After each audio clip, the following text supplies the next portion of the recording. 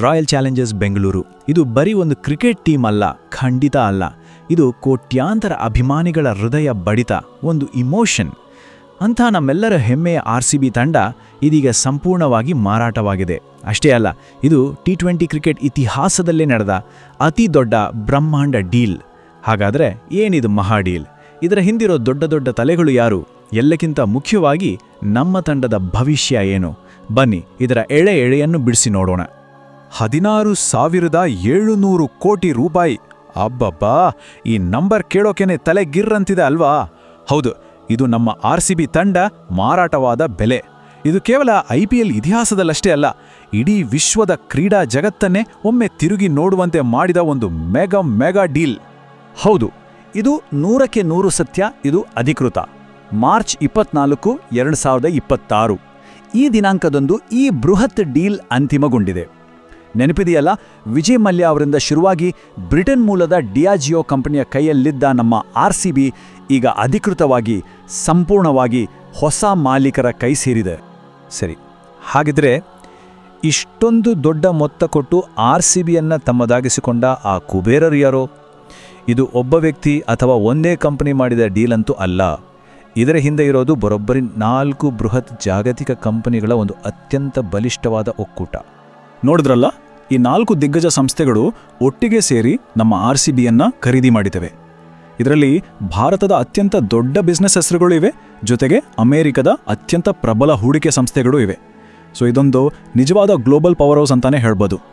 ಮೊದಲನೇದಾಗಿ ಆದಿತ್ಯ ಬಿರ್ಲಾ ಗ್ರೂಪ್. ಕುಮಾರ್ ಮಂಗಲಂ ಬಿರ್ಲಾ ಅವರ ನೇತೃತ್ವದ ಭಾರತದ ಅತ್ಯಂತ ಪ್ರತಿಷ್ಠಿತ ಬಿಸ್ನೆಸ್ ಸಾಮ್ರಾಜ್ಯಗಳಲ್ಲಿ ಒಂದು. ಎಲ್ಲಕ್ಕಿಂತ ಮುಖ್ಯವಾಗಿ ಈ ಹೊಸ ಮಾಲೀಕತ್ವದಲ್ಲಿ ಇವರದ್ದೇ ಸಿಂಹಪಾಲು, ಅಂದರೆ ಮೇಜರ್ ಶೇರ್ ಹೋಲ್ಡರ್ಸ್ ಇವರೇ. ಎರಡನೆಯದಾಗಿ ಟೈಮ್ಸ್ ಆಫ್ ಇಂಡಿಯಾ ಗ್ರೂಪ್. ಇದು ಭಾರತದ ಅತಿ ದೊಡ್ಡ ಮೀಡಿಯಾ ಗ್ರೂಪ್. ಅಷ್ಟೇ ಅಲ್ಲ, ಜಗತ್ತಿನ ನಂಬರ್ 1 ಕ್ರಿಕೆಟ್ ಪೋರ್ಟಲ್ ಅಂದರೆ ಕ್ರಿಕ್ ಬಜ್ ಕೂಡ ಇವರದೇ. ಸೊ ಈಗ ನೇರವಾಗಿ RCB ಮಾಲೀಕತ್ವದ ಮೂಲಕ ಕ್ರೀಡಾ ಜಗತ್ತಿಗೆ ಒಂದು ದೊಡ್ಡ ಎಂಟ್ರಿ ಕೊಟ್ಟಿದ್ದಾರೆ. ಹಾಗಾದ್ರೆ ಈ ಅಮೆರಿಕನ್ ದೈತ್ಯ ಕಂಪನಿಗಳಿಗೆ ನಮ್ಮ ಇಂಡಿಯನ್ ಕ್ರಿಕೆಟ್ ಮೇಲೆ ಯಾಕಿಷ್ಟು ಆಸಕ್ತಿ? ಯಾಕಂದ್ರೆ ಇದರ ಹಿಂದೆ ಇರೋದು ಡೇವಿಡ್ ಬ್ಲಿಟ್ಜರ್ ಅನ್ನೋ ಸ್ಪೋರ್ಟ್ಸ್ ವರ್ಲ್ಡ್ನ ದೊಡ್ಡ ಹೆಸರು. NBAಯ ಫಿಲಡೆಲ್ಫಿಯಾ 76ers ಇರ್ಬೋದು, ಇಂಗ್ಲಿಷ್ ಪ್ರೀಮಿಯರ್ ಲೀಗ್ನ ಕ್ರಿಸ್ಟಲ್ ಪ್ಯಾಲೇಸ್ ಇರ್ಬೋದು. ಹೀಗೆ ಜಗತ್ತಿನ ಟಾಪ್ ಟೀಮ್ಗಳ ಮಾಲೀಕತ್ವದಲ್ಲಿ ಇವರ ಅನುಭವ ತುಂಬಾನೇ ದೊಡ್ಡದು. ಆ ಒಂದು ಗ್ಲೋಬಲ್ ಸ್ಪೋರ್ಟ್ಸ್ ಮ್ಯಾನೇಜ್ಮೆಂಟ್ ಅನುಭವ ಇದೆಯಲ್ಲ, ಅದು ಈಗ ನಮ್ಮ RCBಗೆ ಸಿಗಲಿದೆ.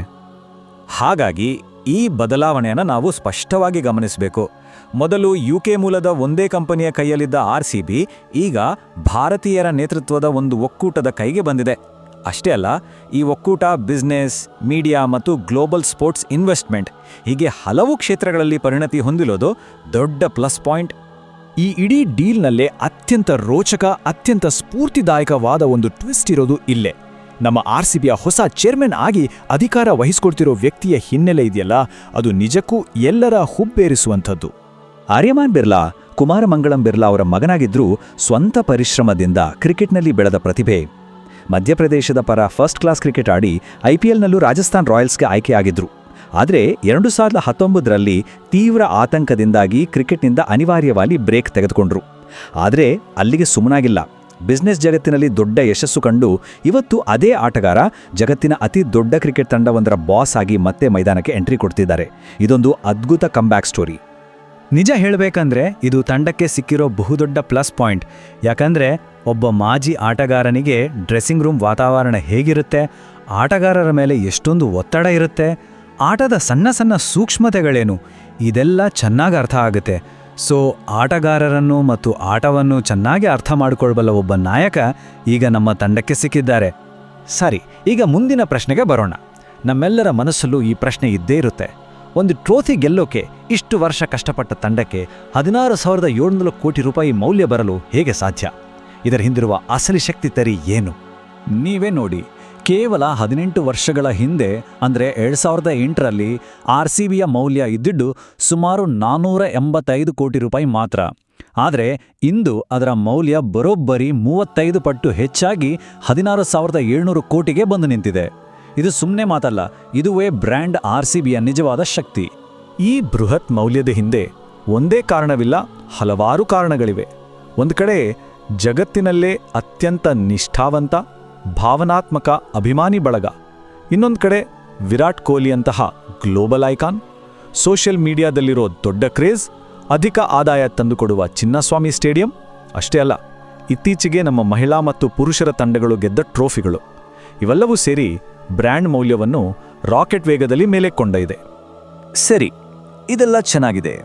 ಆದರೆ ಪ್ರತಿಯೊಬ್ಬ ಅಭಿಮಾನಿಯ ಮನಸ್ಸಲ್ಲೂ ಈಗ ಒಂದು ದೊಡ್ಡ ಆತಂಕ ಇದೆ.